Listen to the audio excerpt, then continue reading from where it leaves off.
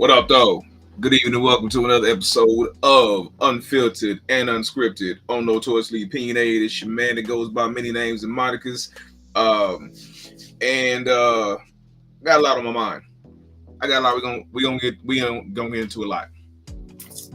We gonna kick it off, right? But so last week I was talking about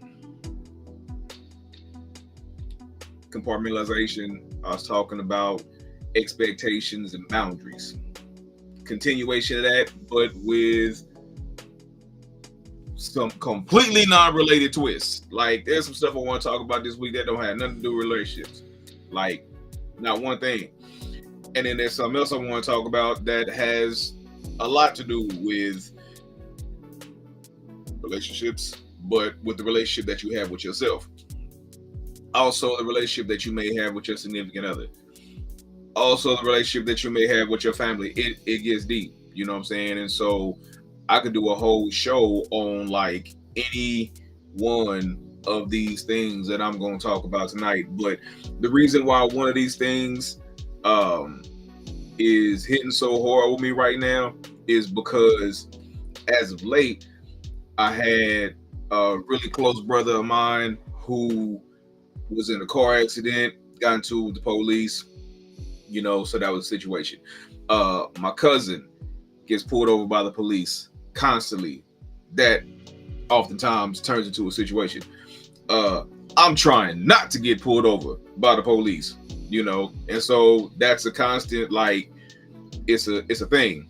I've done partial shows, never done a whole show. I've done whole videos, never done a whole show on this particular topic, but I'm gonna get into it tonight. And we still talking about boundaries. We still talking about expectations. I'ma leave compartmentalization in its own little compartment right now. So I'm not really talking compartmentalization tonight. Let's do this. Not really talking compartmentalization tonight, even though it might come up. You don't know. But we are talking, we are unscripted and we are unfiltered, and we're gonna get it started right now. Let's go.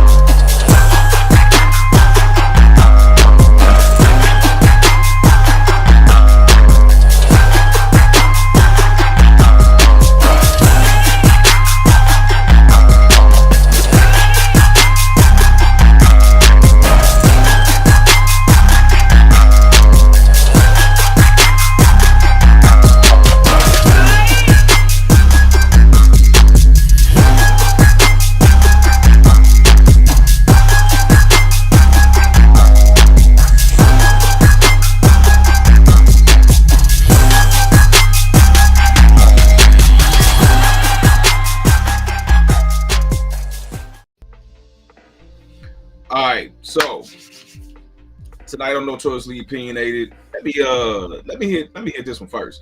Because hold on, where did I put it? First off, I need a vent. Damn this. Hey, so I'm irritated with a lot of shit right now. And I need some things I just gotta get off my chest. Like, I have a hard time with people. Check that. I have a hard time with men who claim all this bravado, you know what I'm saying, in public, but then in private, you know that you really not like that. You know what I'm saying? And then you show it in different acts and in different avenues. So I'm like, I don't I don't listen to what you say. I'm watching what you do. You know, I'm not listening to what you say. I'm gonna wait for you to show me. And I don't need to listen to your promises. I'm gonna make you prove it.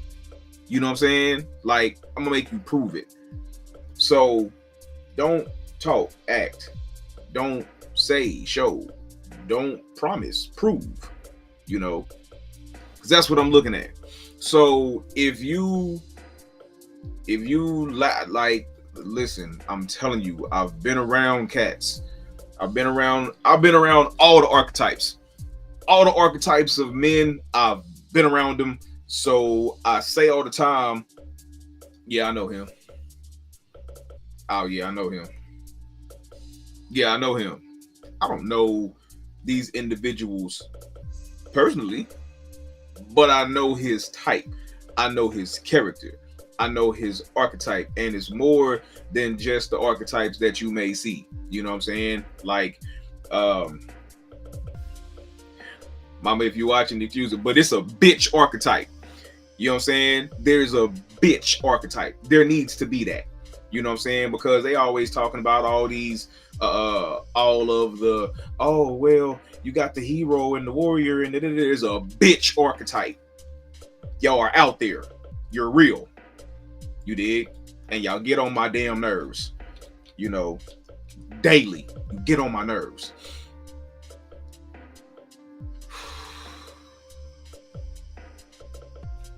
I'm dealing with myself.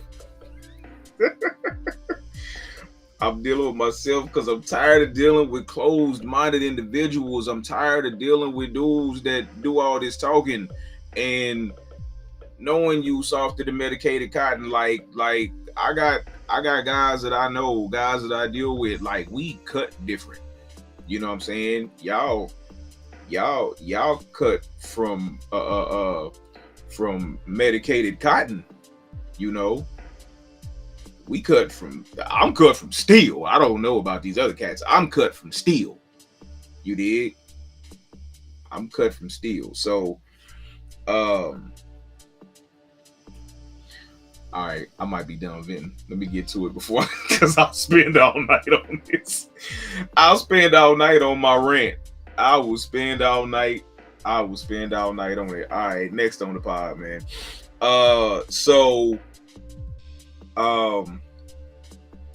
I'm like this.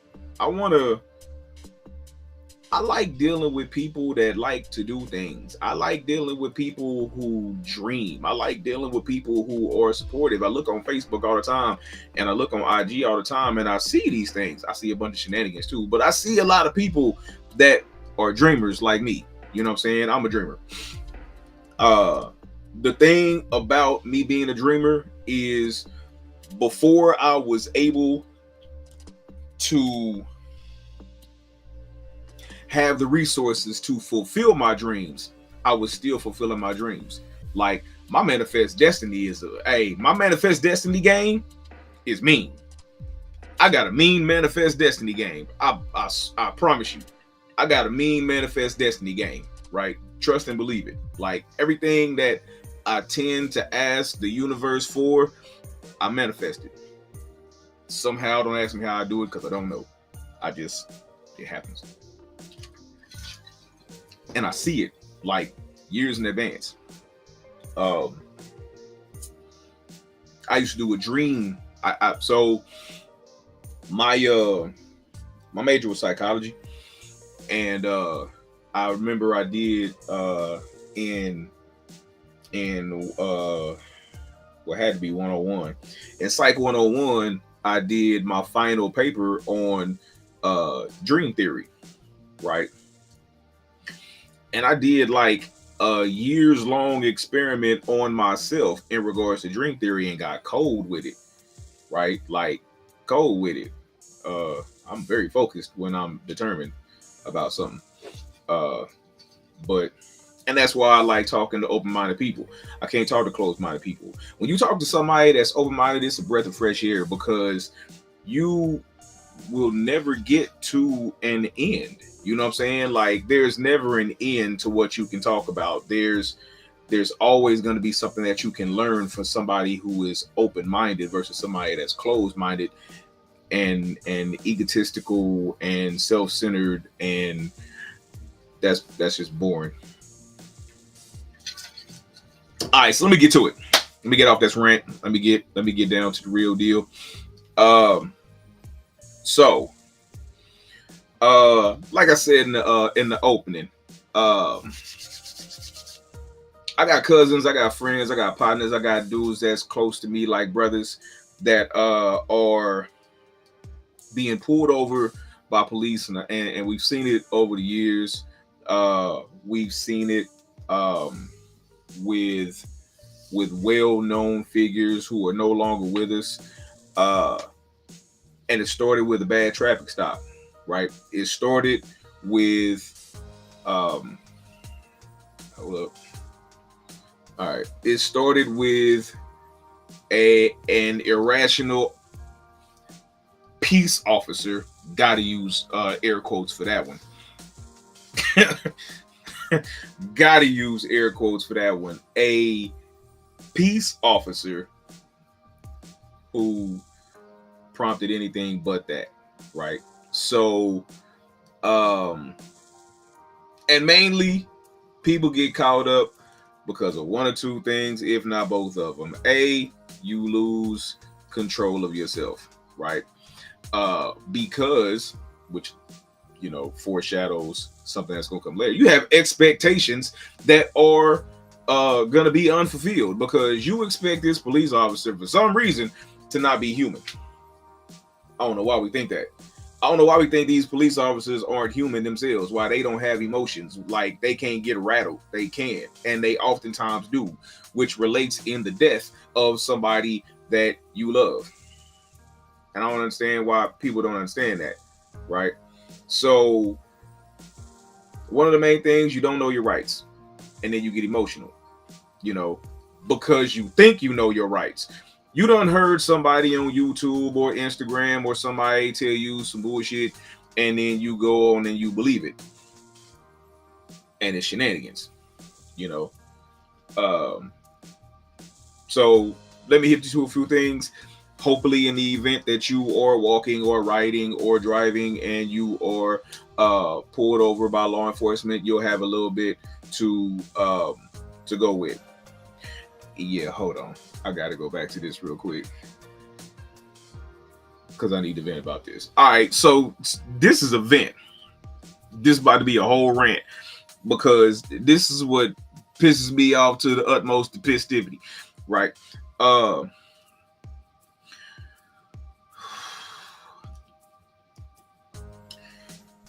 You have the right. I promise you do. You have the right to remain silent. You have the right to remain silent. Now, the question becomes whether you have the ability. You got the right. You have the right to remain silent. The Constitution says so. You got that right. Unfortunately, some of you don't have the ability. Some of you think that you are blessed with all this God-given right and blase, and you are. Until you get to the U.S. rights, like it's cats that'll claim a lot of different laws. You might claim the law of the land and the law of this and the law of that, but the law of the United States say if you do certain things, you are going to jail, and they mean that. Please believe it, they mean that. So, if you are pulled over, first thing you have to remember is that you have the right to remain silent. But the second thing you have to remember is, like they say in boxing, it's the same concept. Protect yourself at all times, right? Because this law enforcement officer has feelings and emotions too that are fragile and can be damaged. So if you think you can just get to talking to him all willy-nilly with your hands all flailing and he don't know what you got in that car and you get shot, I don't want to hear your people talking about, oh, my poor baby. Your poor baby should have shut the fuck up, right? And kept his damn hands on that steering wheel like that police officer said. The passenger in the car should have kept their hands on the dashboard. Like he said, you can still implement your rights. You can be hard. You could be hard. You know, you just gotta be hard with your damn hands on that steering wheel before you get shot. I'm just saying, you know, before you get shot. So people believe that there's a lot of things, there's a lot of misconceptions that people believe. First off, people believe that when you are pulled over, that all right, say it with me. In order for an officer to make a lawful stop, they have to have probable. Wrong. It's not probable cause. I know everybody think that you have to have probable cause in order to get pulled over. Incorrect. Negatory. No. All that officer has to have is, so you got gradations. You know what I'm saying? You don't have to have, he doesn't have to have probable cause to pull you over. If you were speeding, he doesn't have to have probable cause to pull you over. He needs what is called reasonable suspicion. That's it. He has to have a reasonable suspicion that you were doing something illegal or that you were in possession of something illegal. And that's where shit gets gray and murky. And that's how, you know, they little immunity tends to kick in, because it's very difficult for you to prove later on that they pulled you over and they did not have a reasonable suspicion to pull you over or to stop you. If you were speeding, that is a reasonable suspicion. If you're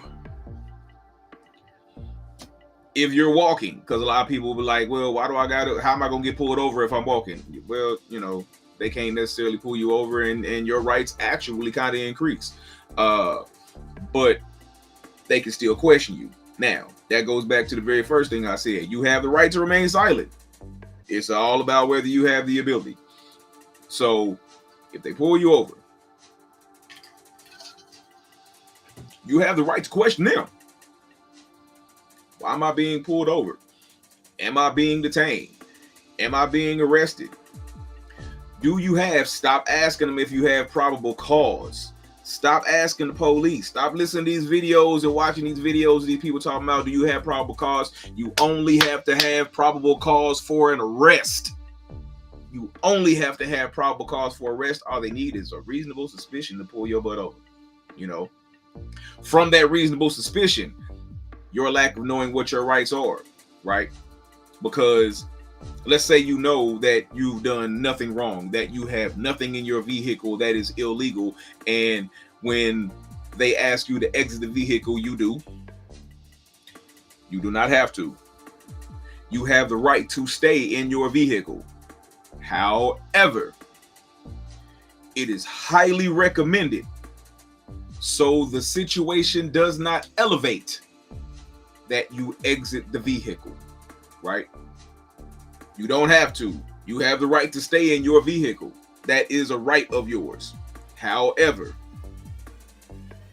you cannot uphold your rights if you 6 feet in the ground or in an urn. You can't. So, to prevent the situation from being escalated, if you feel it is in you and the people in your car's best interest, especially if you have people in the car, if you have your woman in the car, if you have your children in the car, I suggest that you exit the vehicle to cause no escalation of the event.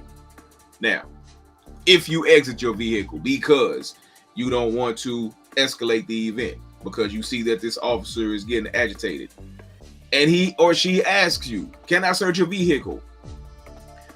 You know you don't have anything in your vehicle that's illegal. Your vehicle is as clean as the Board of Health, right? The answer 100% of the time is absolutely not. Absolutely not. If you want to search this vehicle so bad, I suggest you go get a warrant. If you get a warrant, you do whatever you want. Can't say nothing about it then. But until you get a warrant, you're not about to get my consent to search my person or my vehicle. Don't touch me. You do not have my consent to search my person or my vehicle. Stay your butt over there. Call somebody that can call somebody, right? Now, at any point in time during this whole undertaking, you can ask, am I being detained? You can ask, am I being arrested? And then if the answer to both of those is no, you can ask, am I free to go? Because if I'm not being detained, if I'm not being arrested, if you do not have reasonable suspicion or probable cause to have me here, am I free to go? If not, that becomes false imprisonment because he's holding you here against your will. It's like legalized, what's it called? Legalized detainment. That's what it is. It's pretty much legalized detainment, which is cause for a lawsuit. You can't just detain me for no reason. You know. All right. So that's just, you know, a glossing over of things. But the main thing, know your rights. Know what to do to not escalate the undertaking. Keep your hands where the police can see them. You get to moving around. Don't get to. I know that these videos is telling you when you get pulled over, have your ID ready and this and that and so, and get to reaching for your ID. That's gonna get your ass shot. Do it if you want to. Do it in real life if you want to. You know what I'm saying? Do it in Kansas City, Missouri if you want to. Right? Get to moving around too fast. Get to moving your hands too fast and you black. Do it. You're gonna be on a t-shirt. Quit playing. These police is not playing with you. So, all right. Disclaimer. That's not to say that it's all police. I'm not gonna vilify all the police, but a lot of them. A lot of them. Anyway. All right, next. Next on the pod. All right. So in 1965, cat named Martin Seligman, something like that. It was a white dude. He was a psychologist named Martin Seligman, something like that. Anyway, I can't think of it. I'm gonna have to look it up later. But him and another psychologist decided that they were going to do a experiment, right, on dogs. Now, I seen this a little while ago, and I was reading an article, and they talk about all the different side effects and what all this experiment came to unveil about people. And then you got your dog lovers, Peter Knight. He was like, but the poor dog. And I mean, yeah, the poor dog. Like, real rap, the poor dog. So the experiment was the dog experiment, and it was really an experiment on classical conditioning, right?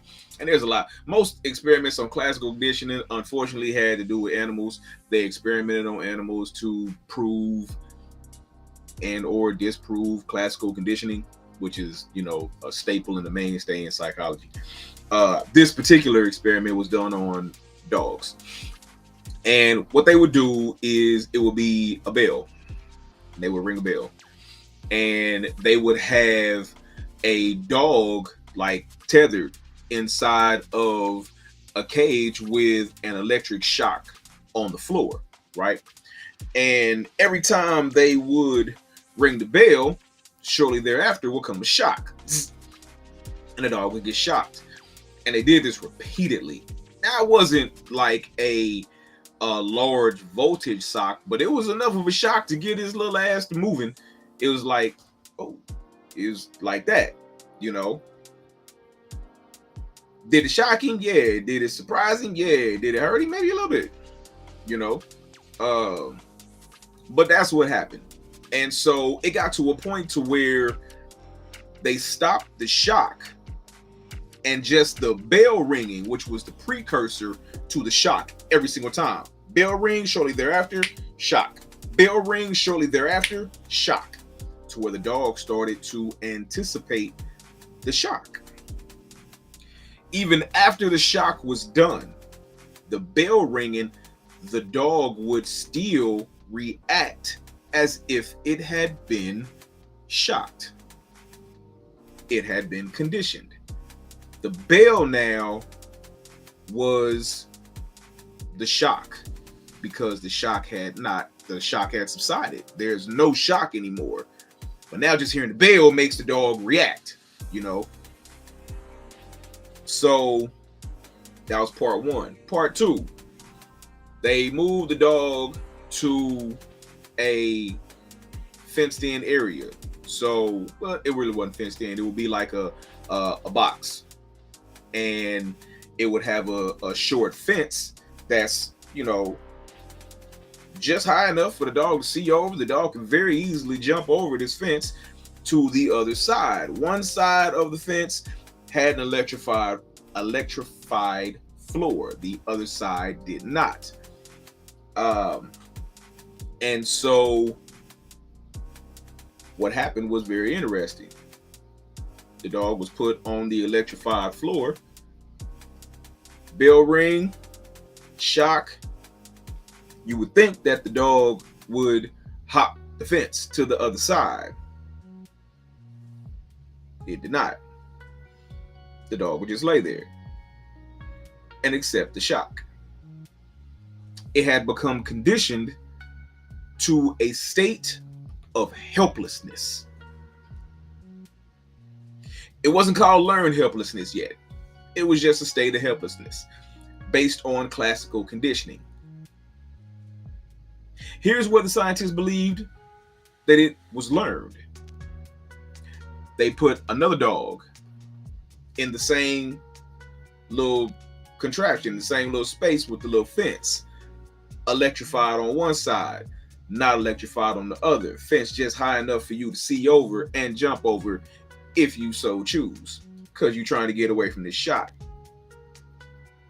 This dog, however, had not partaken in the classical conditioning phase of the experiment. Only this part.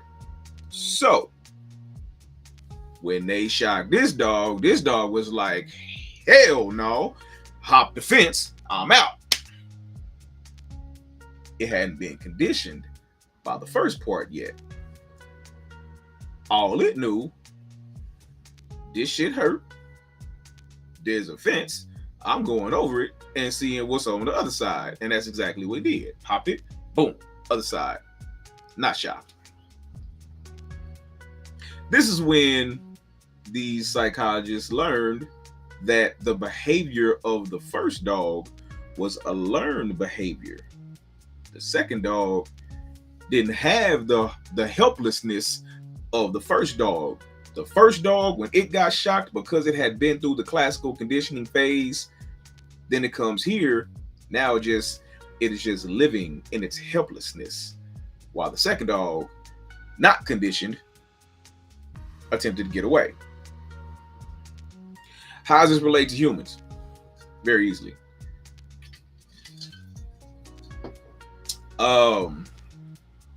In work environments, in familial relationships, in emotional relationships with a significant other, you can fall victim to learned helplessness. You know, if you have a parent that is just dogging you and on you and dogging you and on you and dogging you and on you since you've been little, and you grow up,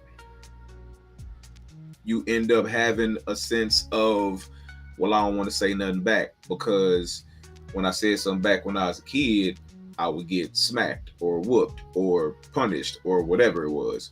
And so you become less likely to be vocal the older you get.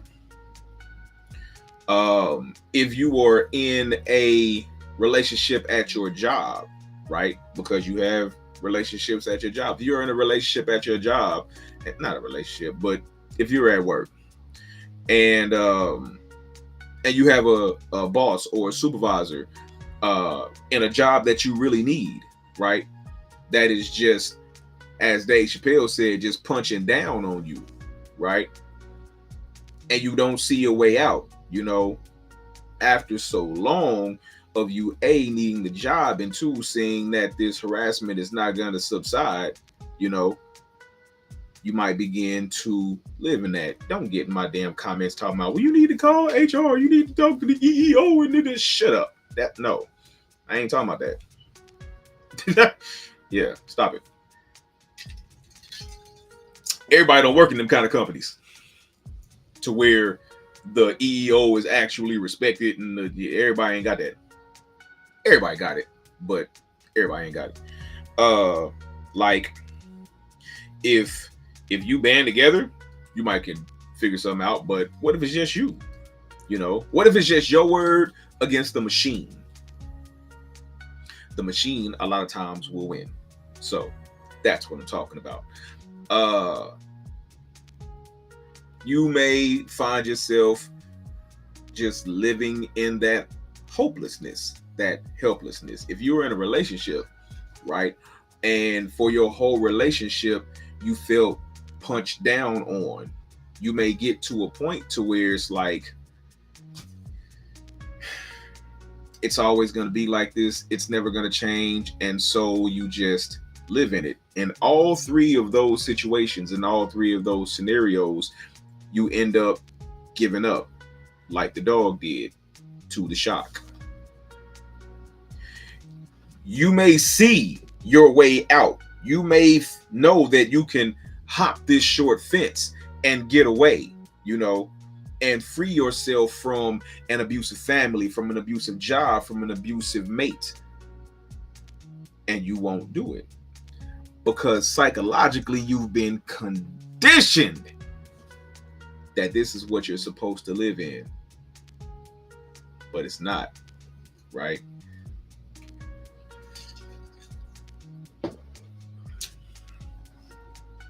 The more you know who you are, which is one of the first questions you need to ask yourself, who am I? The more you know who you are, the more that things that may have held you down in the past won't continue to hold you down in the future, right? And then once you know who you are, you'll start to develop boundaries, right? So let's get back into that. Boundaries and expectations. Once you understand and once you know who you are, right, you'll start to develop boundaries and recognize expectations, right? And I'm not even knocking expectations all the way across the board. I'm just knocking expectations if it's only one person that's expecting something of the other person and the other person didn't agree to it, right? So boundaries are the standard by which you allow yourself to be treated, and you come up with these things. You come up with what your boundaries are versus expectations. Expectations require a should, right? And they are forced upon somebody else, right? So you'll come up with a boundary of, I need to be respected in my relationship. That is a boundary, right? That is a boundary. I need to be respected. Versus expectations live in a realm to where somebody else should do this for me to make me comfortable. coming up with things that you are going to uphold to maintain your peace is one thing, while somebody else implementing something on you that they want you to do or that they feel you should do for them is not really taking responsibility, you know? So,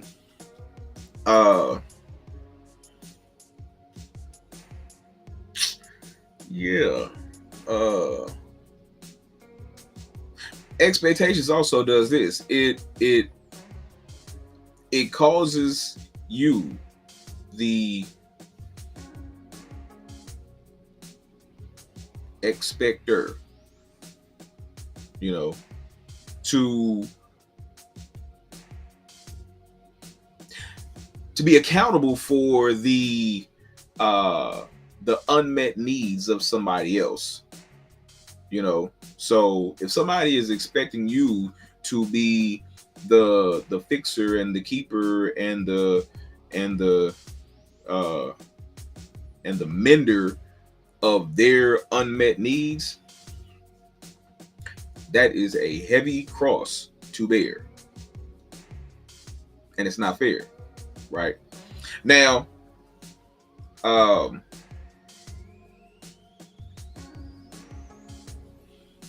boundaries allow you the room to say, this is what I will and will not accept. And it's just about whether you stand on it or not. You know what I'm saying? Like, that's the thing about boundaries. It's about whether you stand on it or not. And it goes back to, who are you, right? So, I came to an understanding years ago that if you don't understand who you are, then how can you possibly understand what you want? If you don't know who you are, how can you have a clear comprehension of who you want to be with? Like you'll come with all of the, when people ask you like, what's your type, right? Like I was talking about the male archetypes earlier, you know, like if you as a woman, right, if somebody asks you, who are you? And you like, well, I don't know. And they're like, okay, well, what kind of dude do you like? Oh, I want a man that's this tall and that's got this and that's got that. You know what I'm saying? He needs to be able to protect me and provide security and da-da-da-da-da. How you know? How you know that's the dude you want? How you know that that's not just the dude that you seen on IG that you infatuated with and you try to get a dude like him, and then you get a dude like him and you like, that's the guy I want? Really? Is it? Is it now? And then you say, oh, okay, I love this man. Ooh, I'm falling in love with this man. Are you? Are you really? Did you really fall in love with him? Or did you fall in love with the idea of him? Let that sink in. Did you fall in love with him, or did you fall in love with the idea of him? Did you fall in love with him, or did you fall in love with the potential that you felt you saw in him? Did you really even like him? Did you really know the type of dude that you liked because you don't know who you are? I believe that. I believe in order to know the type of person that you want, you have to start with knowing what you want. You have to start with knowing who you are. If you don't know who you are, how do you know who you want? Think about it. Don't let that go over your head. So here's something else I was thinking. Is it possible to be all the archetypes? You know what I'm saying? Like, I don't know. I need to look up what the female archetypes are. I don't know that. I just thought about that. I know what the male archetypes are. I do not know yet what the female archetypes are.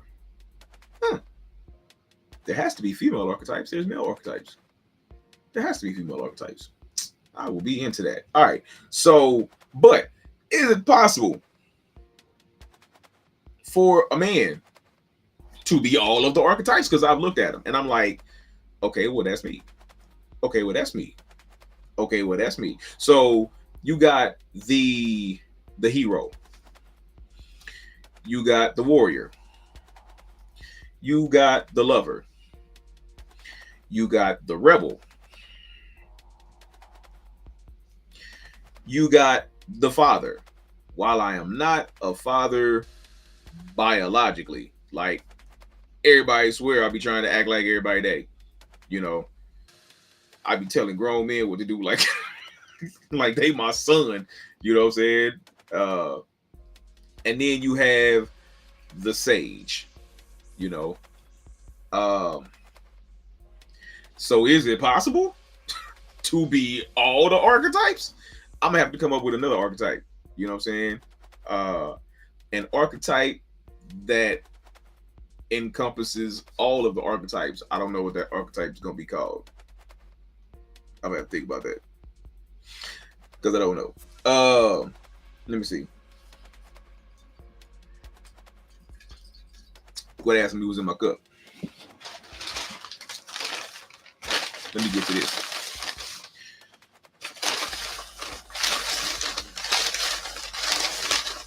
All right, so we went over the law, know your rights. We went over the boundaries and the expectations. Was there anything else I was supposed to go over? Nope, that was it. All right, so let me see if I can pull something new out of this doggone grab bag and see what it would be. If you could magically speak another language, what would it be and why? If I could magically speak another language, what would it be and why? Huh. That doesn't seem like that difficult of a question, but for real, it kind of is because like I you know, have a thing when it comes to languages. I have a tongue that's kind of built for different dialects, and I can sound like once I learn a language, like you won't be able to tell that I'm not from there. So I'm leaning towards like a Asian language, but then I really wanna learn how to speak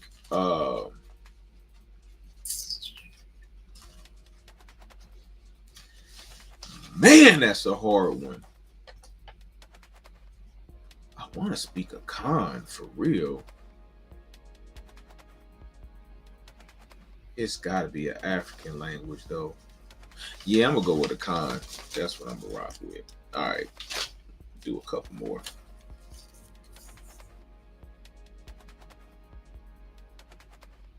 If you could choose someone from history to talk to for advice, who would it be?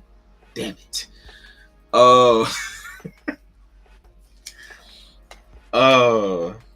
See, that's the question I'll be wanting to pull when I'm talking to somebody else. Like when I got guests, that's the question I'll be wanting to ask other people. I don't want to answer that one myself.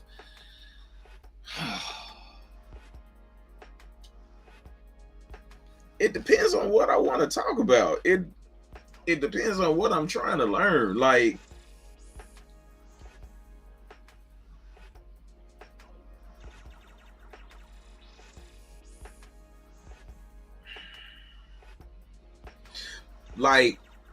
a lot of times I'll say I would love to have a conversation with Malcolm.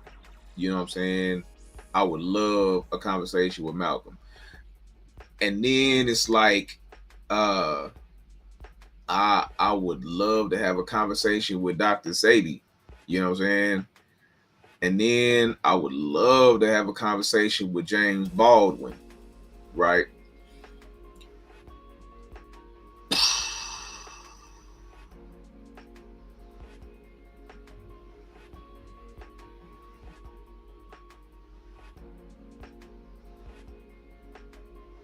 I don't know. I'm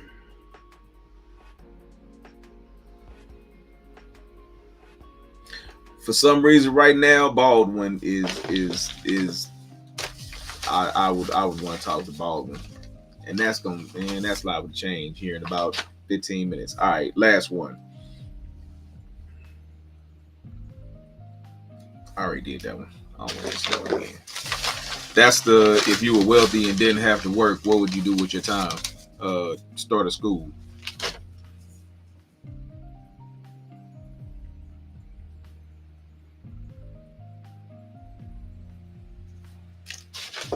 That's a question for a kid talking about graduating high school. I'm not answering that.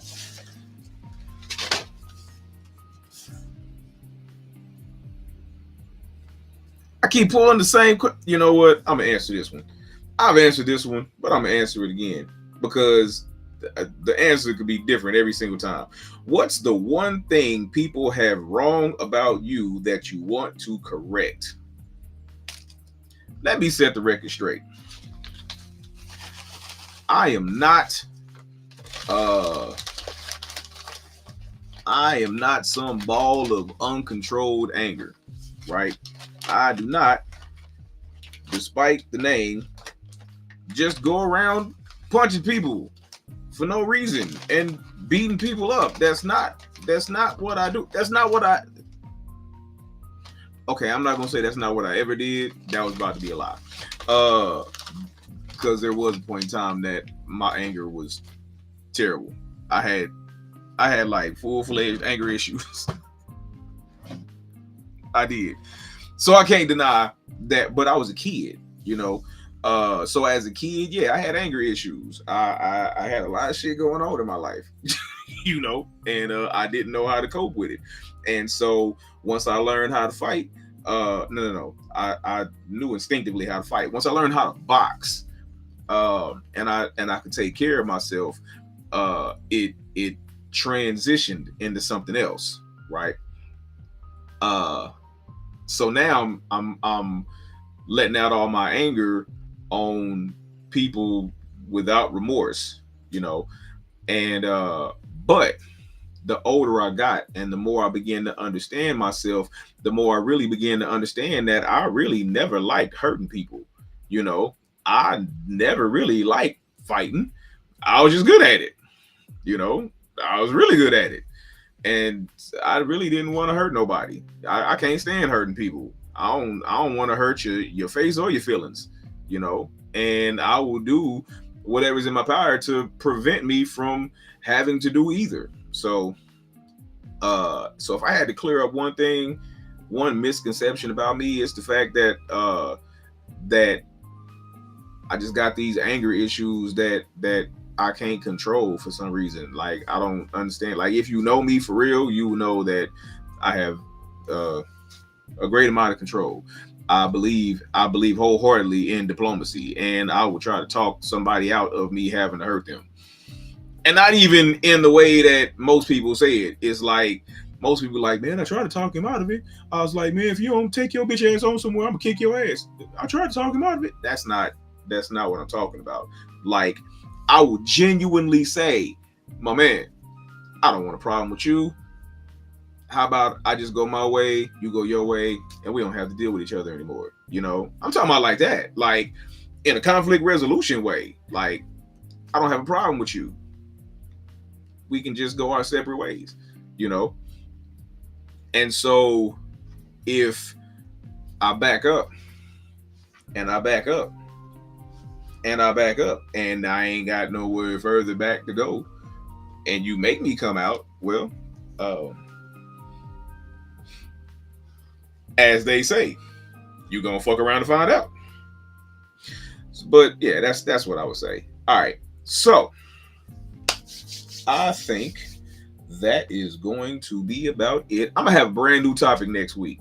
So I'm off of expectations. I'm off of boundaries. I might go ahead and get into compartmentalization next week. I don't know, but I might get into a whole different topic next week. I might have some guests next week. I don't know. I ain't figured it out yet. I don't do all that till tomorrow. Actually, I start on it immediately after the show, if I'm being completely honest.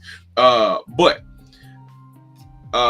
if this was your first time tuning in to Notoriously Opinionated, welcome. I know it's the end of the show. If you are a returning watcher of Notoriously Opinionated, of Unscripted and Unfiltered on Notoriously Opinionated, I appreciate you. Welcome back. I hope you keep coming. I hope you keep tuning in. And I hope that you are growing as you watch my show. I hope that there is something that I have said tonight that that if you knew about it, I cast a different light to where you have a varying perspective of it. And if you didn't know about it, now you know, right? So tune in next week. Same notorious time, same notorious station. And until next time, I'm out. Peace.